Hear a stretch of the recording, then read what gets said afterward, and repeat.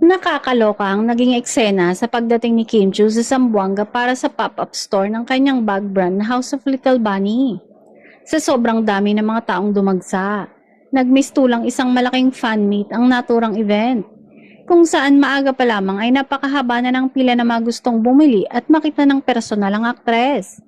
Maging si Kim ay hindi maitago ang kanyang pagkagulat at saya na makita ang mahabang pila na umabot umano hanggang sa ibabang bahagi ng building. OMG, ang haba ng pila hanggang baba ng building. Let's go. The line is so long hanggang baba. Zamboanga, let's go. Masayang sabi ng aktres habang kinakawayan ng mga taong sabik na makita siya. Hindi naman binigo ni Kim ang kanyang mga tagsuporta dahil bumaba talaga siya upang lapitan at batiin ang mga matyagang pumila. Marami ang naghangad na makamayan, makalapit at makapag-selfie sa aktres at kitang-kita rin ang kagustuhan ni Kim na pagbigyan ng kanyang mga tagahanga hanggat maaari.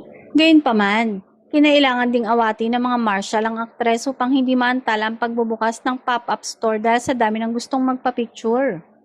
Tila walang katapusan ang pila ng mga tagahanga dahilan para lalo pang mamangha si Kim sa suportang natanggap ng kanyang negosyo. Grabe, so amazing, mamaya tatandaan kita. Pabirong sabi pa niya sa ilang fans na gustong makapag-selfie. Ibinahagi rin niyang mananatili ng isang buwan ang kanilang pop-up store sa lugar.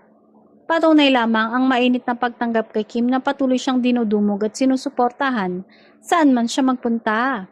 Sa kabila ng mga negatibong komento at pambabatikos na natatanggap niya sa social media, tila mas nangingibabaw pa rin ang pagmamahal ng kanyang mga tagahanga at sa Zamboanga, kitang-kita kung gaano kalakas ang hatak ni Kim.